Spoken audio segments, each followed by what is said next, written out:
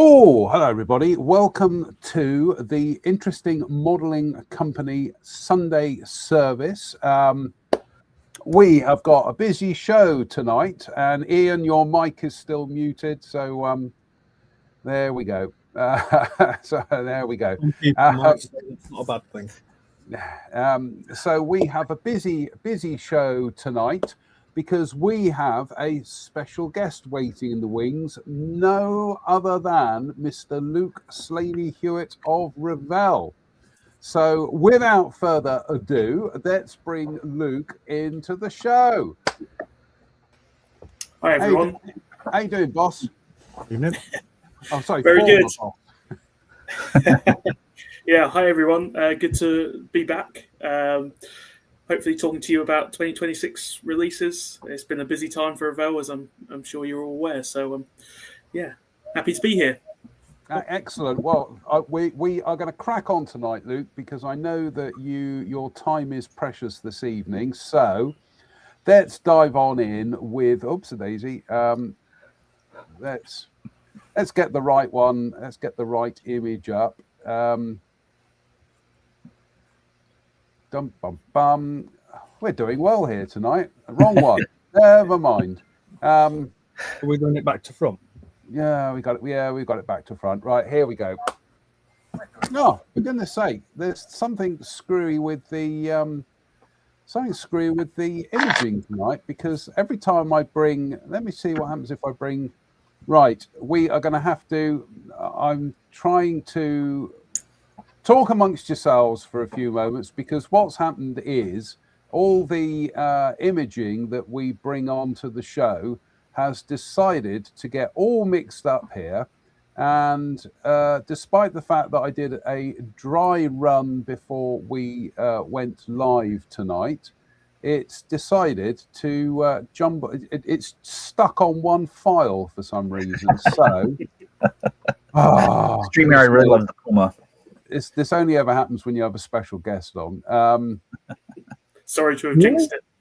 No, that's fine. Right. Once I get the show going, then I can bring in the other stuff. Right. This is what I was trying to bring in.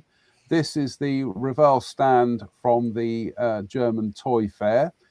Luke, how was the show?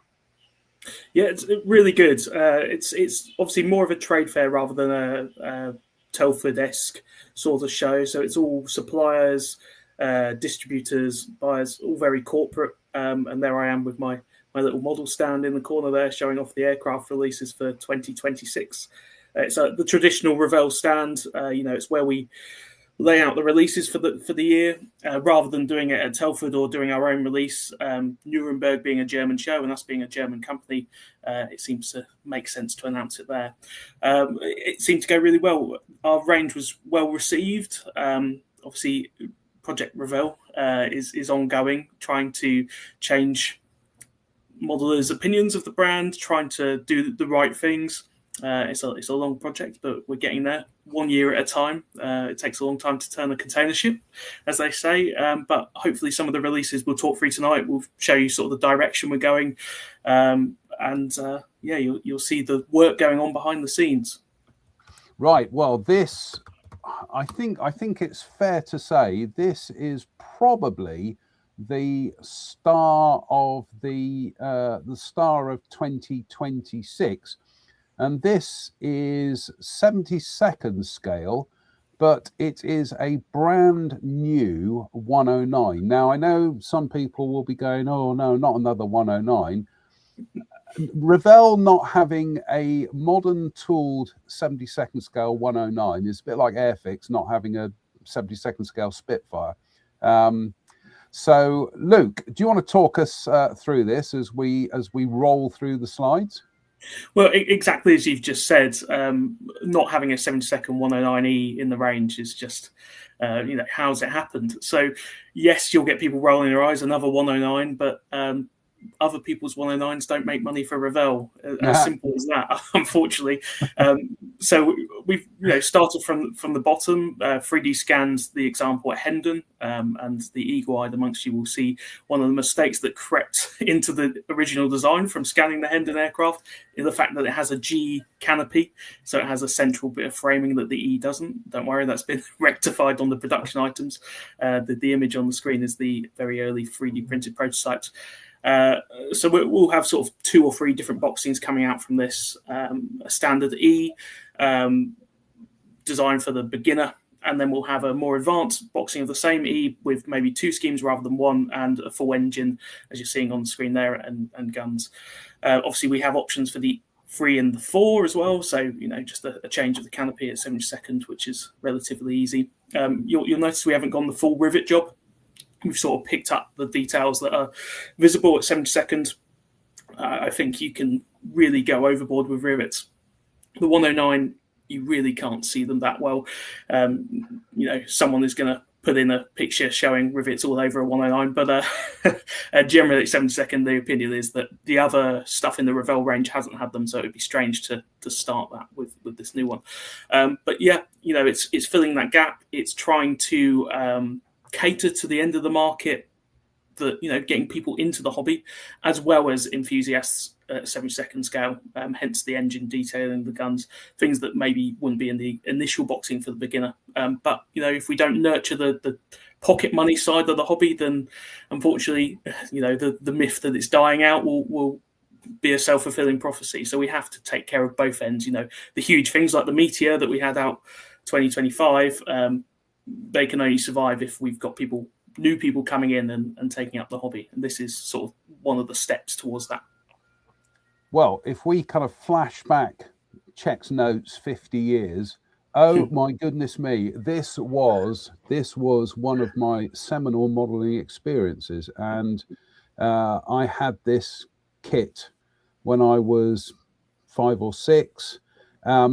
And that has soldiered on into the Revell range into the 21st century. I think it's fair to say perhaps the most accurate thing about that kit is the spelling of the name on the box art. But it's made its mint for Revell down the decades and over 2. And when I say over 2 centuries, I mean it. Obviously, it was tooled in the 1960s and then soldiered on well into the 21st century. But yeah, it's a no-brainer, Luke. It's a 109E for Revell. I don't think anybody's going to argue with that, quite frankly. No, and to peek behind the curtain a bit, when I first joined Revell, obviously I had my opinions of what needed to change, what we could do to make Revell better again. But what I did was speak to a lot of, let's say, experts in the hobby, one of them being yourself, Jonathan, and you said, first thing you need to do is bring out a 70-second 109E. I've got the notes to prove it. So it's got evidence. Uh-oh. Yeah. So you can claim some responsibility for it. Oh, Lordy. But yeah, it's honestly, that's a no-brainer. So yeah, fabulous. Looking forward to seeing one of them when it comes out. Hint, hint, hint. So, but yeah, we had another release on the schedule here. Tell us about this one, Luke.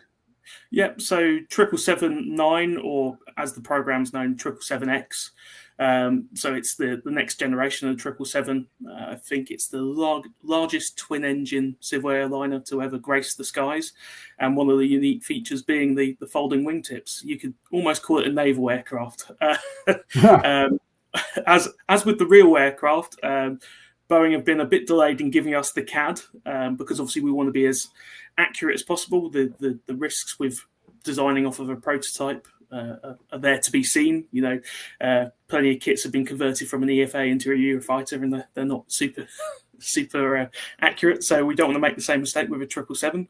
So we're waiting to get going on this. So it's scheduled for the very end of the year. But we're basically at the whim of Boeing as to when the program will really get going. So they're being signed off by the FAA at the moment for flights. And I think Lufthansa, obviously very important to us as a German company, are their aircraft is rolled out, unpainted. They're due to go on the flight test very soon. So we'll probably have multiple releases again of this, as we do with airliners, where we have the Boeing test livery that you see there. We'll also have Lufthansa, British Airways, and then any other airlines that will let us copy their decals, basically. But yeah, and airliners are very much a tradition of Revell. It's something we've done for a very long time. So we'll carry on that. 777 is no exception. It's a big old beast on the windowsill. It won't fit on most people's windowsills, but yeah. I was going to say, it is. People see a twin-engined aircraft and they think it's going to be kind of Airbus-sized, or they think of 727s. No, the 777, it's huge. It's an absolute monster, and it's a long-haul aircraft as well. So. Right, that's the next one, and this is the one I think has got a lot of people excited. Not that one. Oh, for goodness sake, there we go. That's more like it. 30-second scale, Hawker Hunter. Now, this is based on the 30-second scale kit, which was released. Checked notes. 97, I believe. Yeah, I was just going to say nearly 30 years ago. But it's a beautiful kit. So, Luke, talk us through what you're doing with this then. Yeah, I'll just age the whole audience by saying the base kit is older than me. I was born 98, so there's a year in it. Sorry to say. But the original Hunter kit was really quite advanced for its time. So it's stood the test of time in some ways.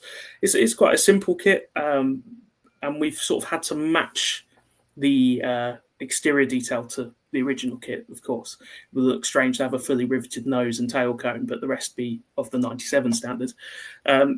So, as I say, new nose and a new tail cone because the two-seaters, or the RAF T7s at least, used 100 series Avens, so they have a small bore exhaust, but with a parachute housing above it, which is different to the FGA-9 or the F6. As I say, exterior detail is matched to the original kit. It would be strange to do anything else, but where we've been able to go to town a bit more is inside the cockpit. Obviously, that doesn't have to match the exterior. So we've obviously included T7 parts, but also T7A. So for those Hunter aficionados, they'll know that T7A is the Buccaneer training aircraft. So the left-hand side of the instrument panel features Buccaneer instruments instead of Hunter ones. So we've included both, and obviously the two different combings that come with it as a result.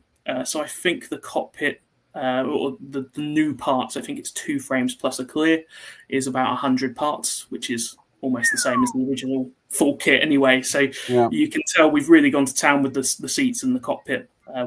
Obviously, that's where we could really work our magic. But what we didn't have was CAD for the original design. So we've had to sort of reverse engineer by 3D scanning the base kit and then, going from there, a bit of trial and error to get it to fit. And the bit you have on the screen there, I should say, is the vents are different for 100 series Avens to 200 series Avens. So the base kit is based on 200 series.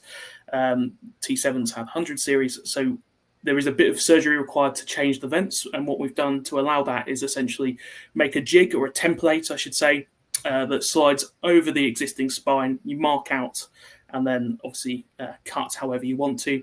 It's actually ever so slightly undersized just to allow for a bit of, fiddling around. You don't want to take off too much material. But when I say a little bit, we're talking very, very small margins here, just to allow for the thickness of a blade. And then, the tail cone there, you see. So I saw that in the flesh at Bolton, and it looks a very effective way of doing the cut on the spine. Yeah, thank you. Yeah, it's something we're aware is obviously the more tricky aspect of the T7 conversion, shall we say. And we've been very keen not to make it a conversion kit. It's a standalone kit in its own right. So we're actually going to make that vent part as an optional step where we can, because some people just won't be bothered about it. I'm sure most people watching now will be bothered, so we'll point it out and tell them how to do it. But if you're modelling some of the other T7s, they used Avon 200s, I think, when in service with India and some other foreign nations. So, the surgery isn't required in that case. We like to cover all bases with that.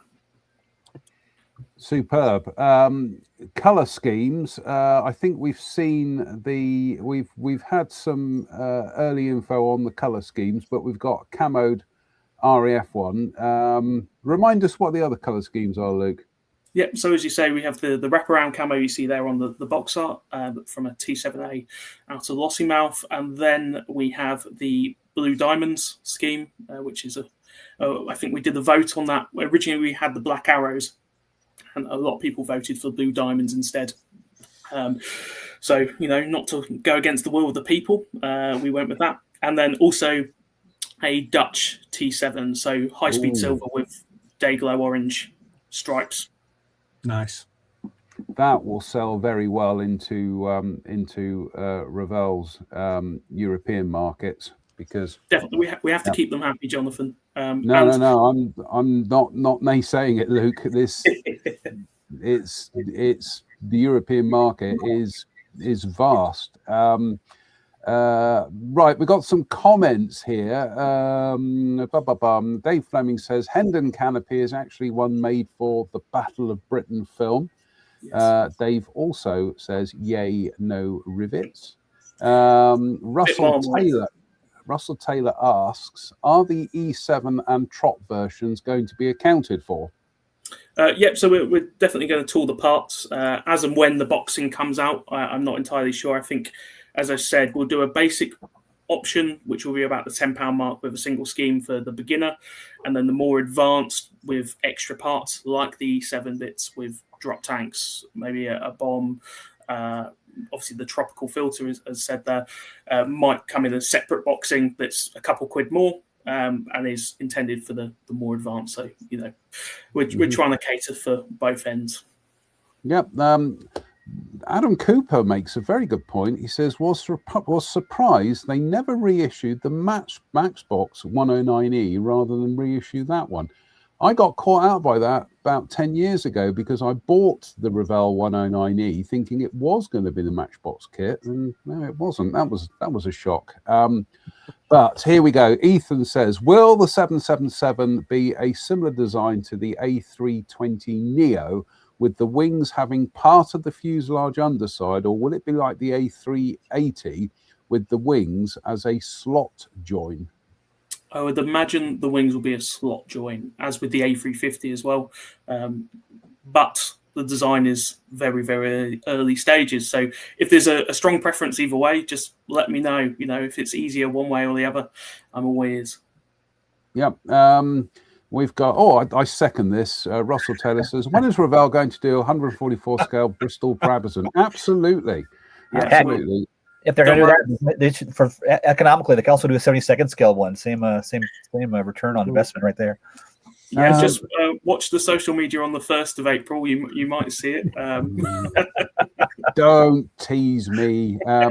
Bill Clark says Hunter T7. Yeah, a lot of love here for the Hunter this evening. Bill also says great interior detail. Dave says Blue Diamonds, very matchboxy. I obviously approve. And Roy Sutherland says, very much looking forward to the two-seat Hunter. Is the new forward fuselage based on a 3D scan?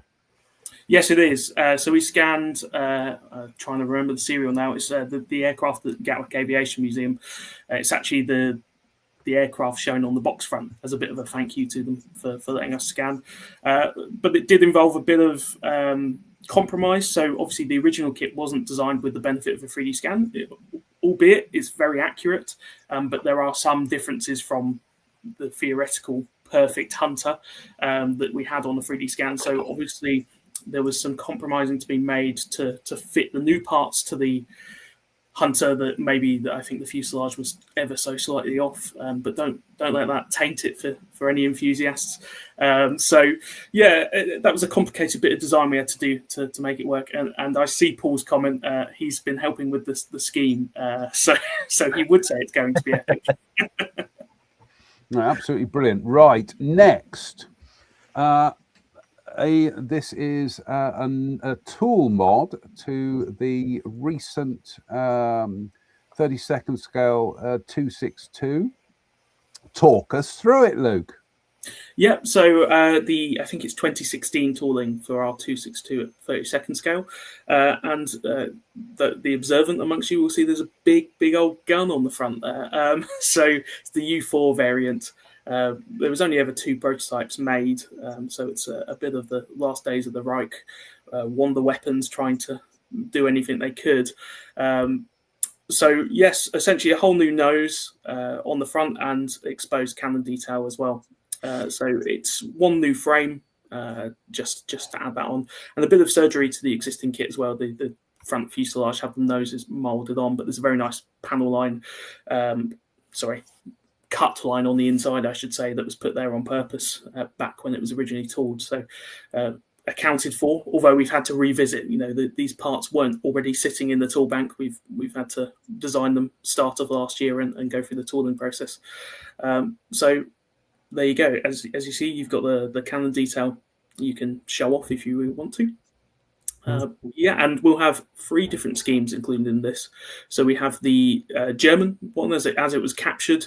Then we have the US markings that were applied straight after Wilma Jean, and then the sort of subsequent markings applied over the top of that when it got back to the US. So all focused on one airframe. The other airframe had the bare metal nose, but it was more interesting to portray the one that was captured and repainted multiple times as a bit of a story. And then the image you see there is the Chris Sargent's build that he did for us at the Nuremberg Toy Fair, which managed to make it in one piece. Thankfully, I had to drive it over. That's a Christmas miracle model turning up at an event in one piece. Yes, especially when it's been driven from Margate to Bunda and then driven from Bunda to Nuremberg. It's a very long way.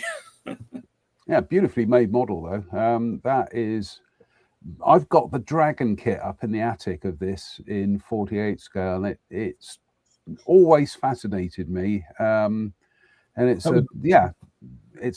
it's a fabulous looking aircraft. That started off as a TriMaster kit, didn't it? The Dragon one. From their era with white metal and photo etch and all sorts. They are getting a little bit long in the tool, those ones, in the tooth, those, but they're still a nice model when they're built up with care. So but that's 32nd, not 48. So. Absolutely right. More tool mods from the 2026 range, and what have we got here, Luke? It's the Blackbird. Yep, so 48 scale SL71, but this time the B variant, so the trainer version, or the humpback as you might call it. So some mods around the cockpit area, obviously, and also the strakes that go underneath the nacelles on the B variant as well. 2 different marking options, NASA and US Air Force. There's not a whole load of bright, colourful schemes on the Blackbird, as you might imagine.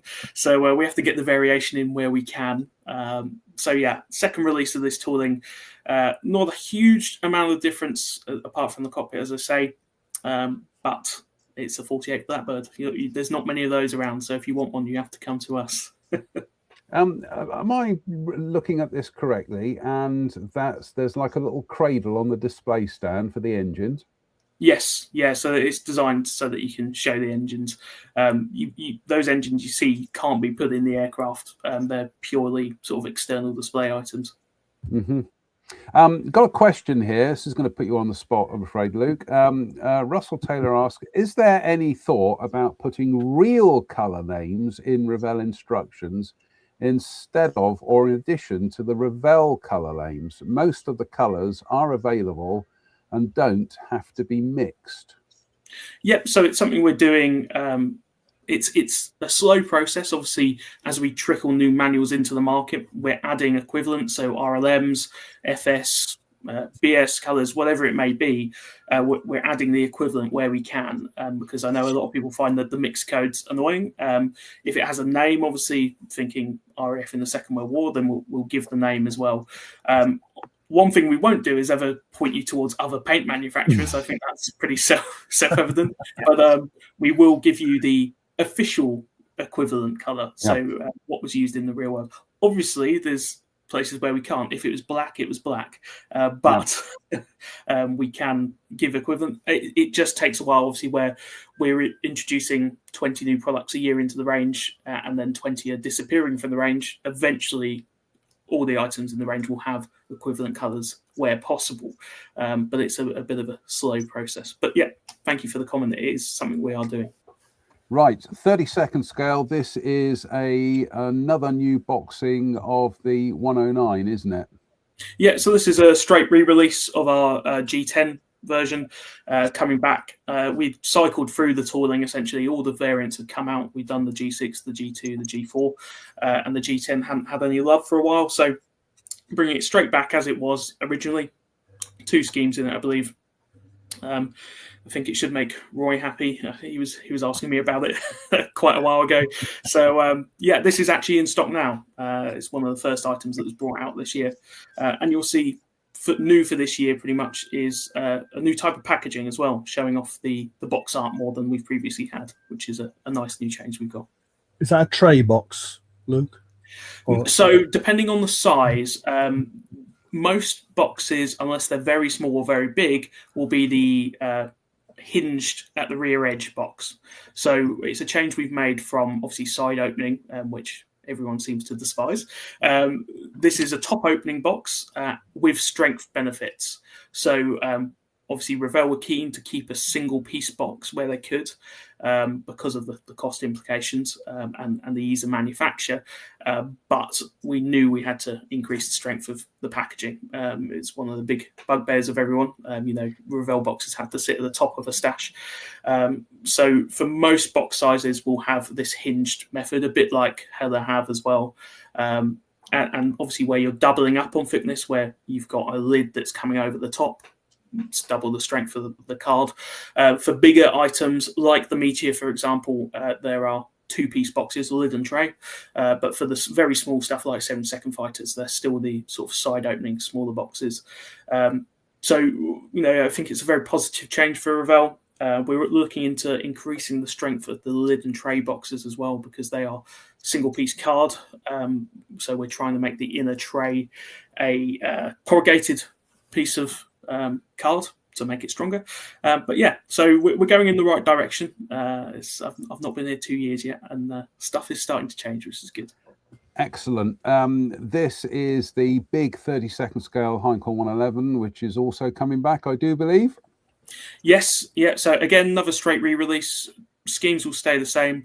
But, we saw a big demand for this. It hadn't been out in over a decade. We're the only people who do it at 30-second scale. And it seemed right for a re-release. One thing I've been keen to do with the range is bring up the average age of the tooling by being selective with what we get rid of and being selective with what we bring into the range, but knowing it has to sit in the range for at least 2 to 3 years, generally speaking. So this Heinkel will be around for a while, but there's a rich seam of kits from the 2010s and also the late 90s in Revell's history, where we brought out some real golden nuggets, and they seem to bring out 1 or 2 releases, then just never see the light of day again. This is one of them. And so, and there's a couple, as we'll go through the range, that you'll see coming back that for some reason just never came back out. Eurofighter being one of them that you see there, 30-second scale. So there's two in the world, Trumpeters or ours. I'm biased, but I'd say ours is better. I would concur with that. Yes, yeah. So this won't be a straight re-release. So the model you see there is from the original press release when we brought the single-seater out. It will be the single-seater we're bringing out, but with the weapons rack or weapons frame that was included in the 2-seat release for some reason. I'm not sure why you put the weapons in the 2-seater rather than the single-seater, but we'll combine those and we'll have new marking options. One thing that's just happened is the Eurofighter fleets has just hit 1 million flying hours rather than 10,000 that you see on that original mock-up there. So I'm sure the Germans, I'm putting trust in the Germans, they'll do a special scheme to commemorate. So we'll make sure to do that, plus RAF schemes as well. And then, yes, this I'm sure will be popular amongst most, the 30-second Puma. This is part of our classics range. So as part of our drive to be more transparent and upfront with people, the Puma originally Matchbox tooling is slightly older, but unique. There's no other 30-second Puma out there. So we're bringing it back at a very reasonable price. I think it's about £40. And it will come with the German police, German border guard, I believe, as well, and RAF schemes, obviously, and possibly the Irish one, which a lot of people won't know about. When the Pope visited the Republic of Ireland, the Garda over there acquired one of the German border policing aircraft and put big Garda letters over the side of it. So I'm sure we'll add that in. Doesn't add any colours to the decal sheet, as you'll be aware, Jonathan. That's obviously a cost that we want to try and avoid where we can. I was just going to say, actually, for that Irish Air Corps, the Irish one, have a word with Joe Maxwell, because he's bound to have details on that particular scheme. Okay. So I was just going to say, in the Facebook group, Interesting Modelling Company, there's a guy building that at the minute, and he's chopping up multiple kits to build the Irish one. It's like, he's going to be looking over our shoulders right now going, oh, well, I hate you all, isn't he? Well, so there were actually 2 Irish ones. I had to be careful. The Germans also, the Irish leased an aircraft from Aerospatiale that was a slightly different mark. And so it had the composite blades, different air intakes. I'm sure there's a whole raft of changes, but it was lovely. It was marked up in the full Irish colours. I was thinking, if only, but it's a step too far for us. So, the Garda helicopter is a bit easier. There we go. Jerry Doyle, he says, yee, a Garda helicopter. So you made one man happy tonight. Jerry's a great guy, by the way. Jerry, I know you're watching. You're a great guy. So there we go. Right. Add to stage. So we've got here the 48 scale, more Eurofighters, but this is the 48 scale one. Yes. So special scheme, Revell, it's our specialty. It's what we have to do. It's a lovely, lovely aircraft. It's our 48th Typhoon that's been around for a while now, and it marks a slight departure to what we normally do. Normally, special schemes or super decal, as it's normally called, it would just be that within the box. But I'm very keen, where we have special schemes like Moggy that you see there, we also have a standard squadron jet. So this is actually the same aircraft serial, but in its standard colours, because not everyone wants to do a big, bright, colourful, German special paint scheme job. They might want to do one of the frontline jets. So this is something we're hoping to do with all our sort of super decals within the aircraft ranges, to have both options in the kit. Going back to the Puma, Mr. Spencer Pollard of this parish, he says, I'm going to replicate the original Matchbox advert with that Puma kit. Oh my goodness me. I know the advert he's talking about. It was the chap with the tash and the tiger scheme. Goodness me. Does that mean Spencer's got to grow the tash though? You what, sorry? Is Spencer going to grow the tash though? Well, that would be good. I think that would be an ecumenical matter. Then we've got this. This is a classic combination, because I do believe, Luke, that's the Revell B52. Sorry, the Monogram B52, isn't it? Yeah, Monogram tooling originally, and they released this under their astronauts range, young astronauts range, I believe, the X-15 and the MB-52 together. So this is, it's a big old thing, as you see on that picture there. the aircraft above, 72nd Hornet and Hellcat, and then a 48 Trojan, really puts it in perspective below when it was on the table at Nuremberg.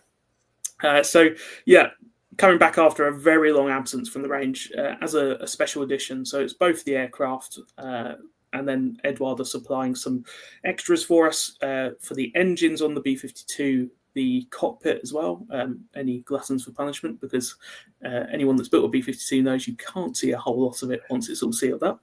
And then also masks for both the B-52 and the X-15.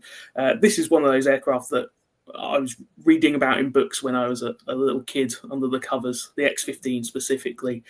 So it's really nice that it's come full circle and I'm able to work on a kit of it. I tell you what, I've got some of my Airfix magazines from the early 1970s when that monogram kit came out. The price of it is terrifying. I think it was about £2 or something, and that was £2 1970 money.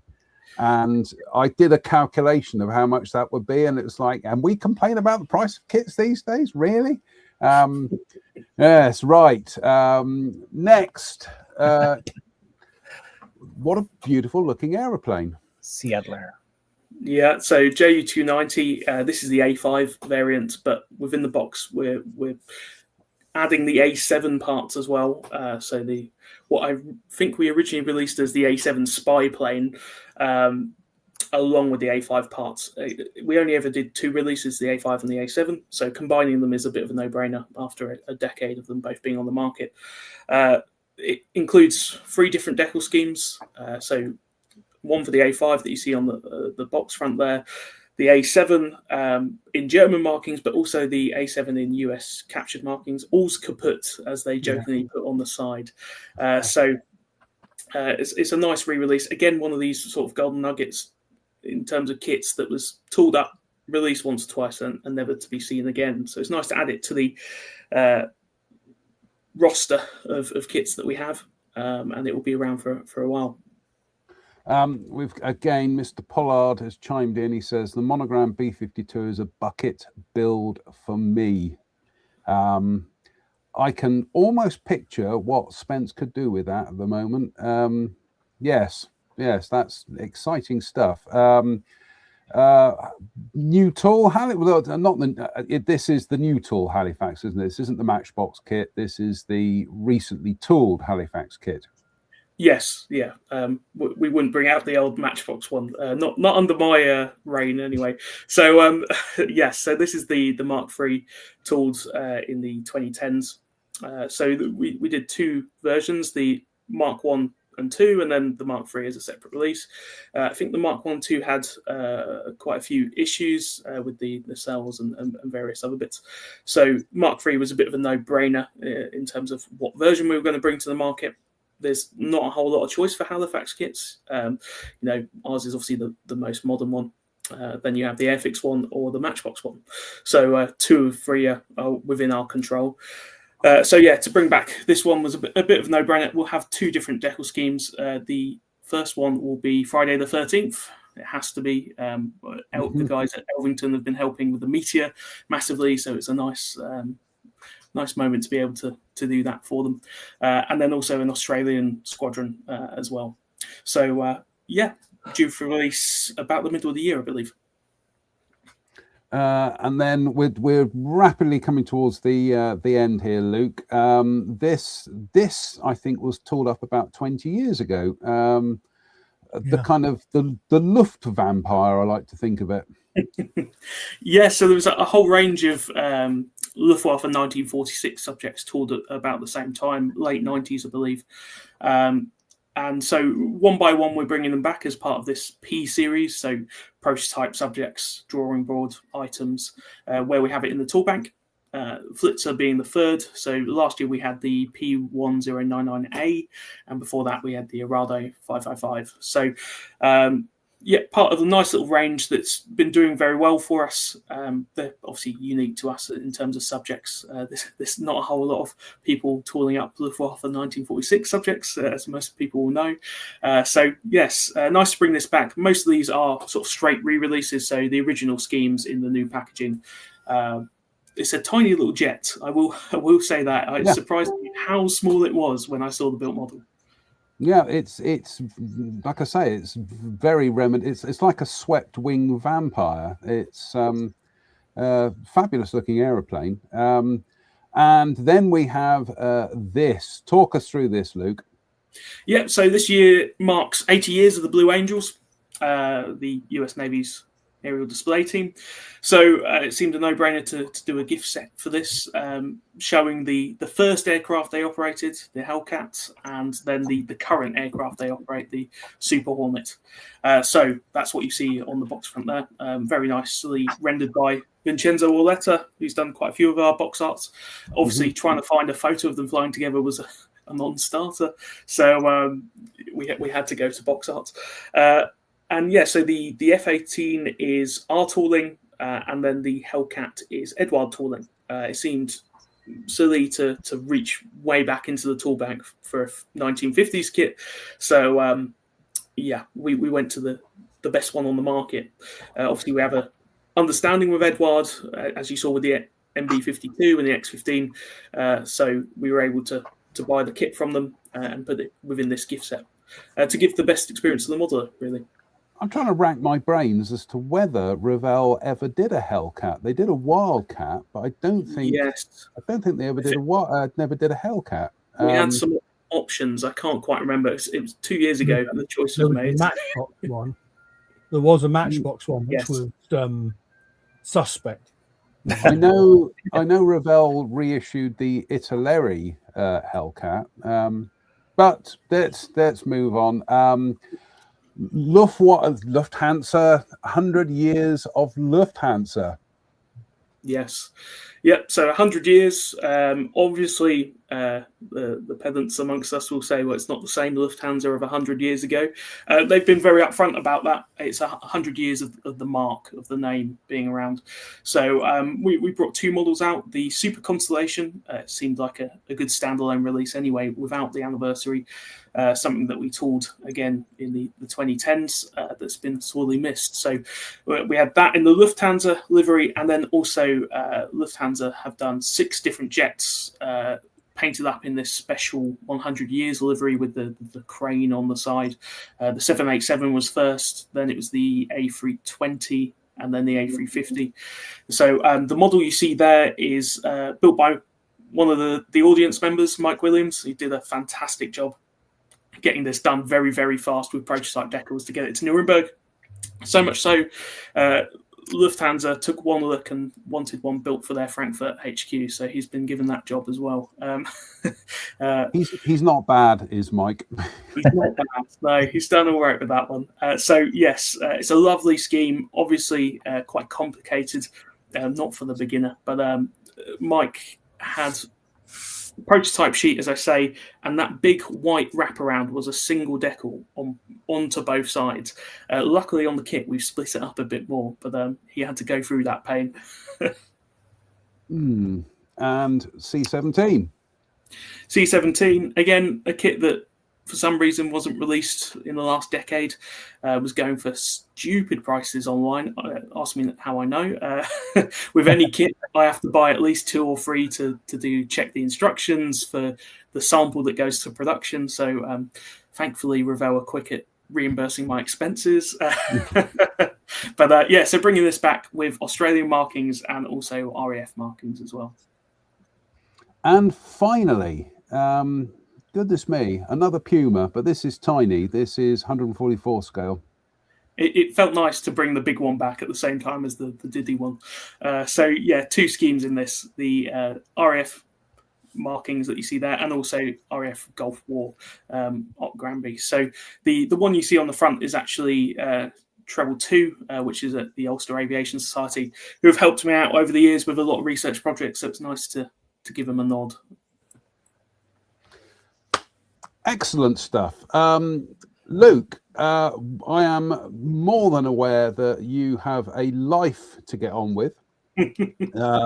So we really do thank you for your time tonight. I'm just gonna have a quick whiz through the comments here to see if anybody's got anything to say to you. Nothing at the moment, but Luke, we really do appreciate your time tonight, and also a big thank you for all the information you sent through last week. And if you could get somebody to sort out some military and maritime stuff, we can do that on a future show. But as always, you are more than welcome to join us. So we do enjoy having you on the show. So God bless you, Governor. Thank you for your time tonight. Thank you very much. Nice to be back, and I'm sure I'll send over the military and ship stuff. There's a few less releases on that one, so it's a bit easier. But yeah, very nice to be back on the show. And if anyone has any questions after I've gone, feel free to send them to Jonathan.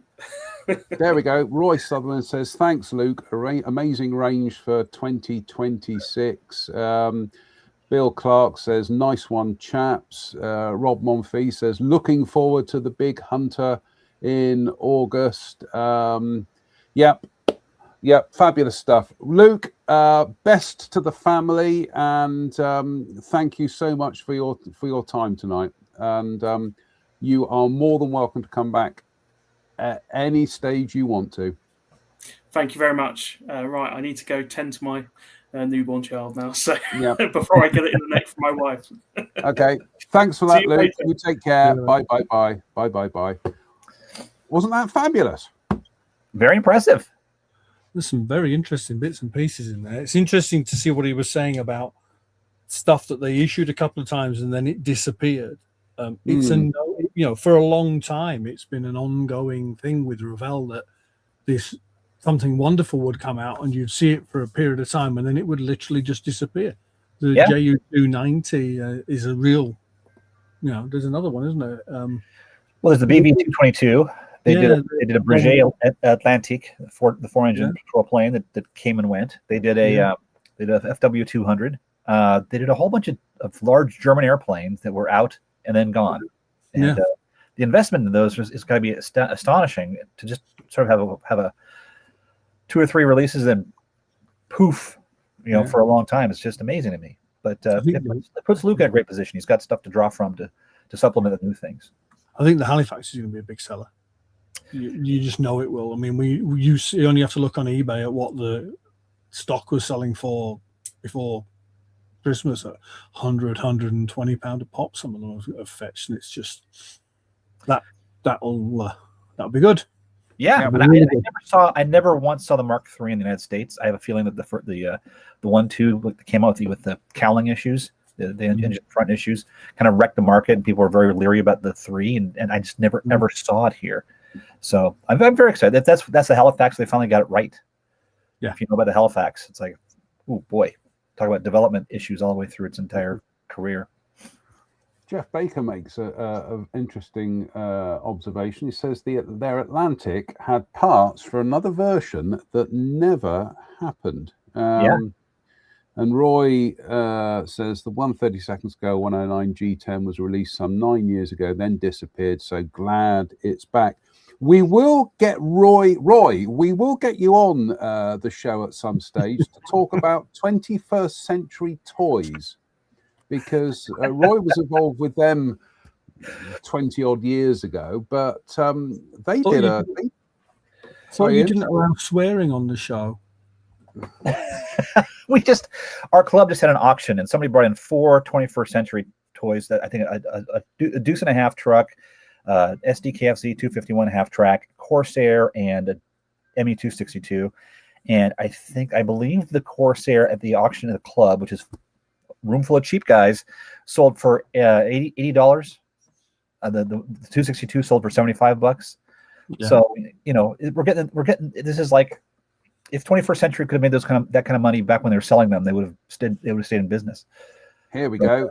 Paul Voyle says, yes, get Roy on. Yeah, Roy, you are going to be a guest on the show at some stage, because Roy's got so many, not only his involvement in the model industry, but Roy's tenure for working on films and things. So he's a fascinating guy. But I remember being in Cardiff, checks notes, 22 years ago. It was the day I went to Cardiff to buy my beloved green Mini.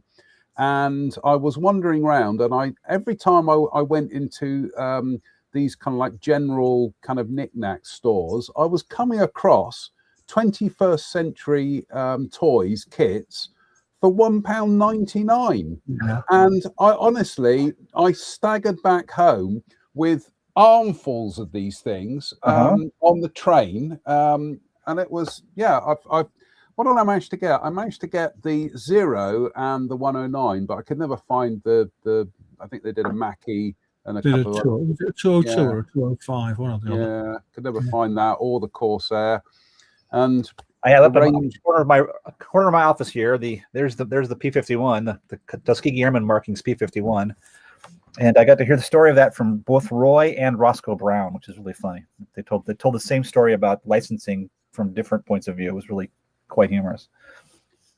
Last time I saw Roy was at your show last year. Yep, and he was just having a very in-depth conversation about 3D printed dinosaurs with someone, and I can't remember who it was. It may have been me because he's another my guy that we both know, and the name's gone out of my head. But there you go. But it was like, don't you do airplane bits? I was like, Roy is very generous with man of many talents. He's my daughter's godfather, so that's how close the two of us are. And he's helped me out in the past by rescaling and 3D printing prehistoric mammals. So they're all constant scale for me. They're not like all over the map. And so, God bless him. Chris, oh my gosh, that looks like mine. You've got an update on your Airfix Devastator. Look, all the stickers are on, and it's kind of dirty. So it's this is where we are right now. I mean, this morning I painted the little square, the little metal square over the machine gun opening and the cowling, and the next thing is going to be removing all that masking. It's coming right along. So this is the Airfix Devastator. It's a 56-year-old kit. Came out in 1960, 68 or 69, and it's pretty nice. I didn't do a lot of stuff to the surface. I rescribed some of the stuff around the front of the airplane and on the bottom. And I sanded those rivets way, way, way back. You can still sort of see them, but they're more like a ghost type thing than an actual Braille readable airplane. You can tell the story if you're blind by feeling the side of the airplane.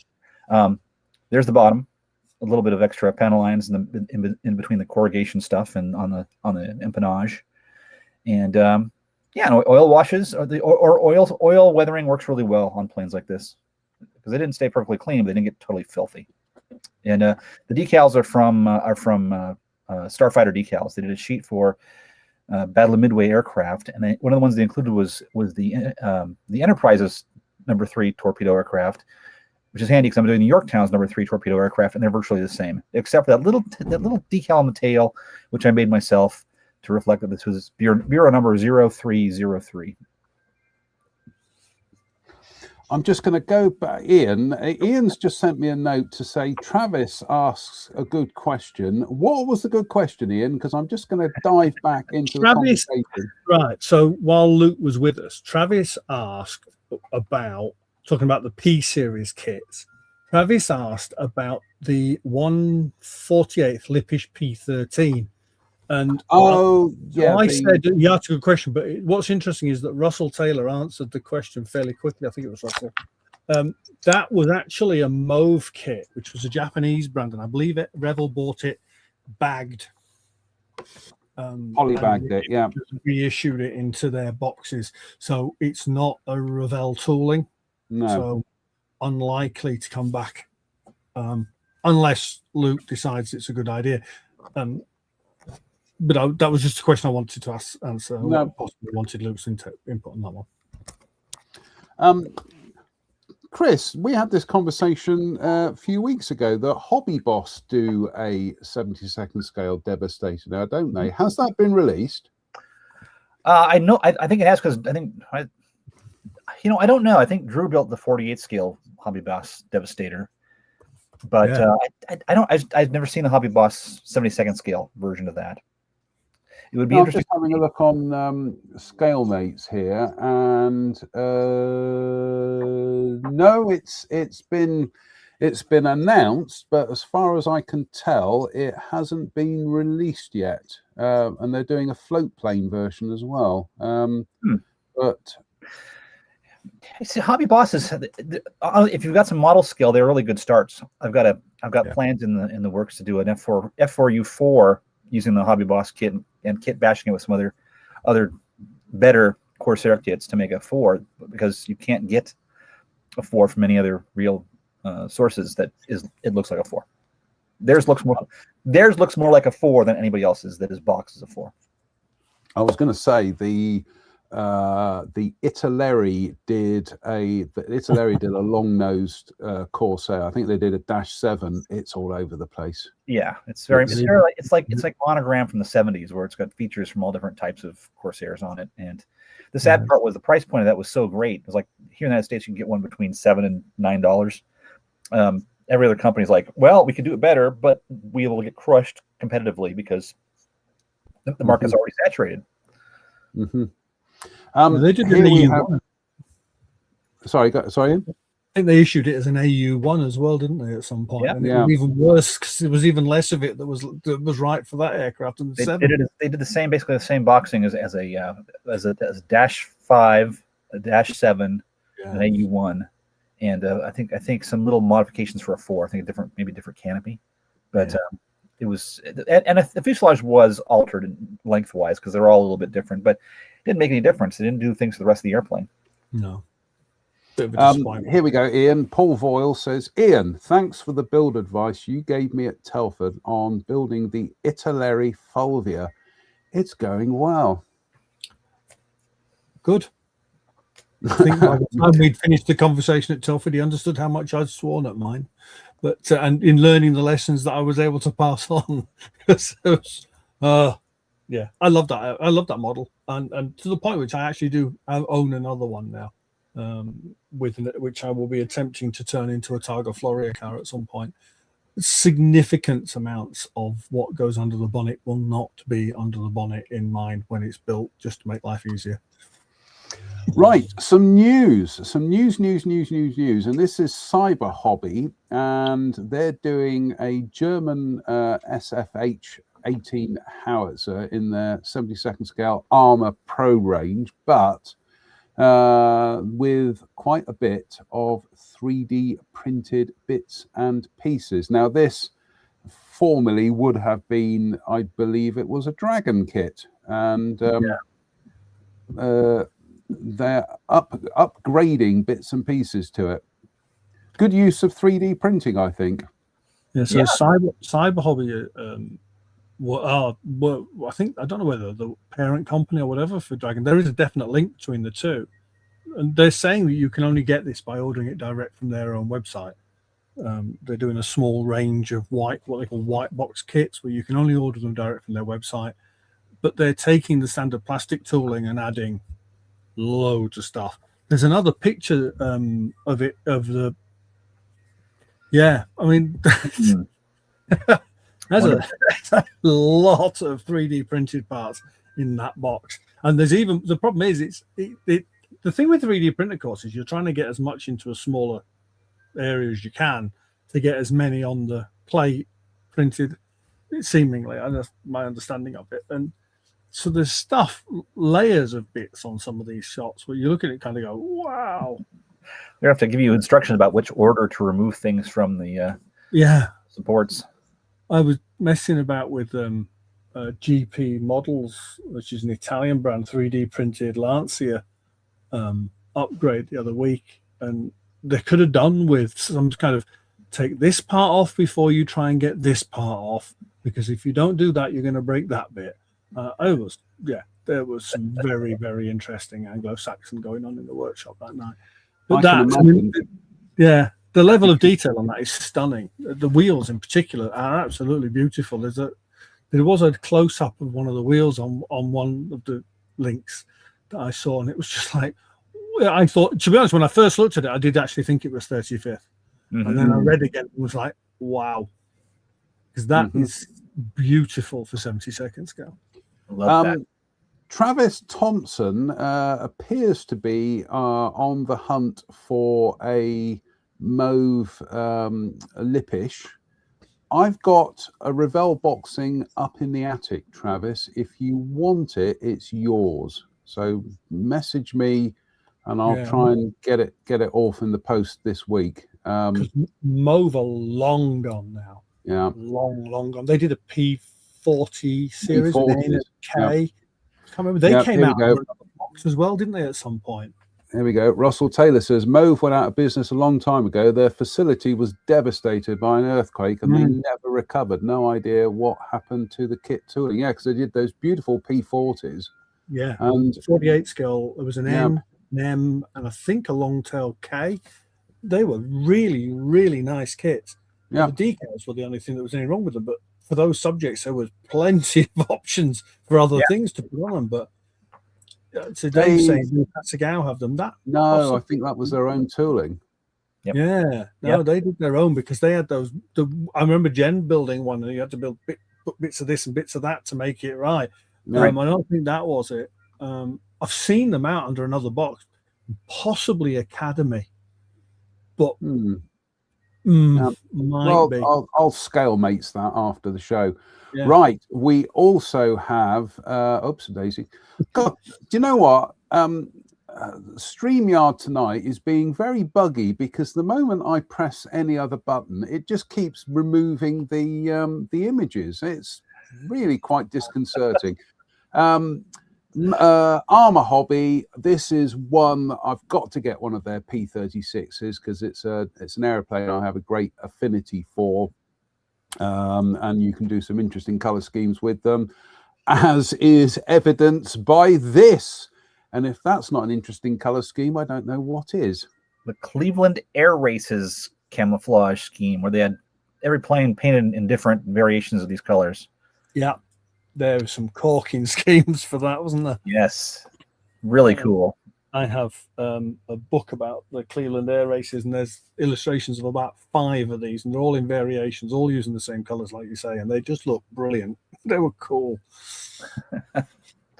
Yeah, I got one of these kits for. I got the I guess the A model for Christmas. Stupendous kit, and yeah, I'm really looking forward to building it. I know that Joe Youngerman, frequent listener of the show, already finished his. That son of a gun, and it's spectacular. He might be quiet tonight. He's in Vietnam. See, I'm torn. I like that one, but I also like that one as well with the slightly kind of ratty camo on it.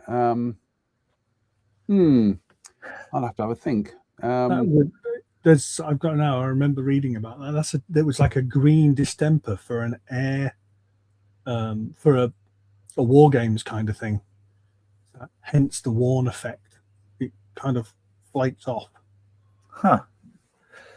I remember that. So now then, where have I read that? Cool. That's gonna do me. Chris will get a text message at about 5 o'clock in the morning telling him where to find that reference now. That's the stuff before the wars. There's a lot of variation in Army, Air Force, and Navy airplanes around basic markings, but also all these, like you said, war games and exercises. They would paint them up in the most insane markings you could possibly imagine. I've seen some. I think I've seen a gray P36 with a great big red cross on the side. Behind the next to the national insignia. So there's all kinds of variations. There's I think the major activity of the Army Air Force before U.S. got in World War II was painting. There was a dazzle scheme on. They used a dazzle scheme on a couple. There was one of the P51 prototypes, was it?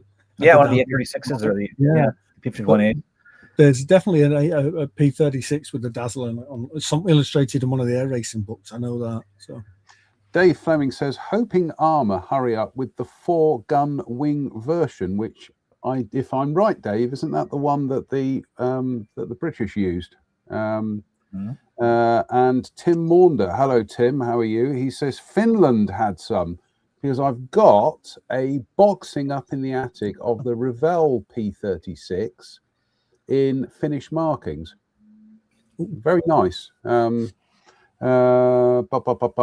just trying to think. No, lost that one. Adam Cooper says might be in the US Air Force colors by Dana Bell. Yeah. And there we go. Dave Swindle. That's what I was thinking of. Mohawk Mark IV, which was the British version. Right. The Dana Bell book is the one. Sorry? The Dana Bell book is the one. Yep. That's where I'm pretty sure where I've seen that.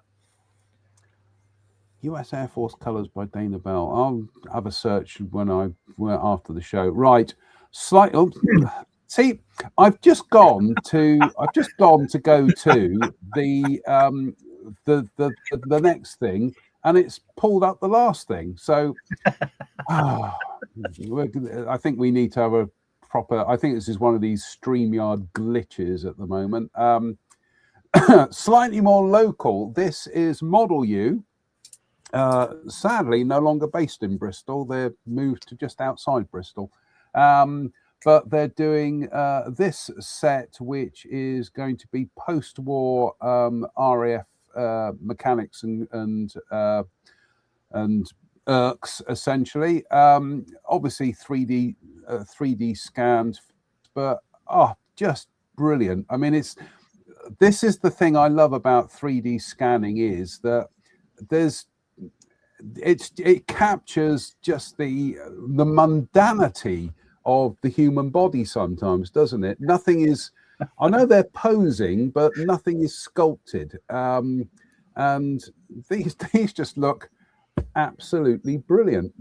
I got to hand it to the Model U people, because they are clearly great at directing the people they're scanning to assume poses that are ideal for figures, because it's not just like, put your hand up here. It's no, put your hand up here, move your elbow up. It's almost like pantomime, right? You've got to convey something with these figures, and you can't do it by just any old position. A guy standing there with his hands at his side, flat against his side, would be boring. But where you've got a scene where he's got his head cocked, he's got his feet in certain directions, he's got his posture is a certain type. It's hard to direct people to do this. Yeah. Well, this is Up and Atom history. They're specialists in this. And when I was there last year chatting to the guys, I mean, they are very, very thorough. And it's fascinating watching them, watching them at work. But yeah, so these will be released across a variety of scales, as is Model U's want. But yeah, these Jeff Baker says you can almost hear the sucking of teeth and shaking heads. It's yeah, absolutely love them. Brilliant range of figures, and oops a daisy, and we might have some interesting Model U news coming up, but I'm going to leave that hanging in the air. But it's a bit of chin stroking there. We're up to tonight's, and finally, it's the subject that everybody has wanted a kit of for years, and of course, it's the Blackburn B20, which kind of looks like something from Thunderbirds, doesn't it? It's a weird looking thing. It's a flying boat with a detachable hull. I'm sure if I read up on it, they'll come up with a really good explanation as to why it had this detachable hull. I'm sure one of our viewers will come up with something. But this is a resin kit, and it's a reissue. What an interesting aeroplane! It's from the Thunderbirds prequel. I Yes, think it's something about getting the engines and the wing out of the wake, out of the spray. Okay, yeah, But, yeah, that makes sense. Yeah. Back from my What If SIG days, I did that to a Sterling. What did the Sterling ever do to you? Well, have you built the Airfix Sterling? Yeah, when I was a kid, yeah. So. Yeah, so I think it was an entirely reasonable thing to do to a Sterling. Mock-up is fascinating. These tiny little square windows, and those big old scoops under the engine, just begging to suck water in. I think they were vultures as well. So they were, yeah. Possibly the wrong choice of engine for that, lads. Putting a Vulture under that. Yeah, bearing in mind what it did to the Manchester. It's Oh, yes, dear. you'd think they would have put those intakes on top of the wing, not on the underside. Well, you know, The problem is, and a number of people have made the point that the aeroplane is desirable in a lot of ways, but the fact that it's made by Unicraft probably condemns it. Oh, that's a bit harsh. No, it's not. But there we go. What a fabulous looking aeroplane. That looks like a model, actually. The depth of field there is slightly out, and it really does look like something from Thunderbirds. Yeah. So there we go. That's the show for tonight. Chaps, any other business? none here. I've got a project on. Don't see Go the on style. in. Go on in. Go on then. The I'm building floor another is sky. yours. I'm going to try. I've been messing about with. Stop messing about.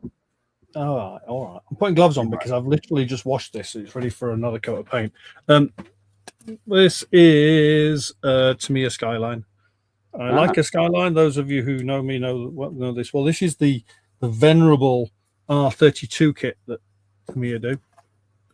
And I'm building it as an R32 V-Spec 2 using some bits made by our friends at Zoom On, which are these delightful wheels, which I think I've shown on the show before, but they are now painted and ready to go. These are 3D printed V-Spec 2 wheels with photo etched self-adhesive badges in the middle. Resin tires. So those got that. But what I'm going to say is I'm going to try some of these SMS colors on my current builds. So I'm going to try a pearl on this, which I've not used before. I've seen a few of my friends have had very good results on custom cars with these. So we're going to try some cherry red pearl. The bottle suggests to use it over a gloss black. So I've got some SMS premium black for it.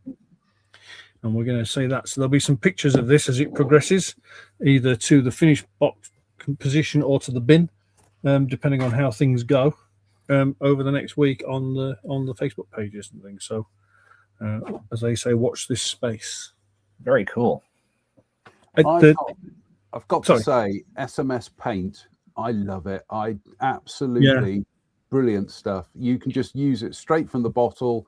Sprays perfectly. I think my next trip to Jadlam, I'm gonna wait until I get a good payday, and I'm gonna walk out with bucket loads of SMS paint because I've got some up here. Where is it? There it is. It's in there. But I will be using the temperate land camouflage on my Hamden. So here we go. The problem is I've done this. Yep. This is all SMS candies and pearls. Have I used any of them? Of course not. No. Because I do this thing where I buy stuff like that and I'm like, oh, that's lovely, and then I never use it. So it's got to be used. And, I'm so glad I don't buy paint and not use it. Let's just cover that up there for a second.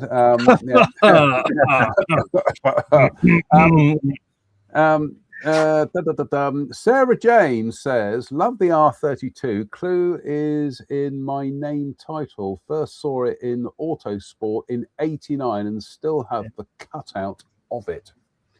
It's a lovely old kit, that, you know, and it came out in 1989, I think. It's got 1998 in the back, in the body. They did a reissue of it with some customizing bits a few years back. But as a simple build kit, it's a great one. And if you're gonna try something a little bit different and try a different look, it's probably a really good canvas for stuff like that, which is why I'm doing it. Plus, I love the Skyline. So. Well, that's it for tonight. A big thank you to Ian and Chris, and of course, Mr. Luke Slaney Hewitt, Paul Voyle says, here we go. Paul Voyle says, I ordered my dehydrator this week due to you, gents. I love my dehydrator. I was using it last night, and it was to get the instrument panel done for the Hamden, and I sprayed it with, I sprayed it with the SMS Black. Then I went at it with oops, Daisy, bangs head on camera. I've been trying this out, which is AK's 1K Super Gloss, and they're thinner. I'm like, oops, Daisy, bangs head on camera again. And I mixed it up kind of 50-50, sprayed it onto the instrument panel, put it in the dehydrator. 10 minutes later, ready to put the decals on it. It was the photographs are on the Facebook page. It was super glossy. So yeah. I had mixed results with that. So you've done better than I have with it then. Well, interesting. On that note, I will thank Ian, thank Chris, and thank Luke again. Fingers crossed, we'll be back next Sunday for another Sunday service. And I'm hoping if Luke can sort out the military and maritime releases for us, then we can talk about that. Until the next time, it behoves me to say thank you for watching. Stay safe, stay out of trouble, and we'll see you very, very soon. Bye-bye, everybody. Bye-bye. Go Hawks.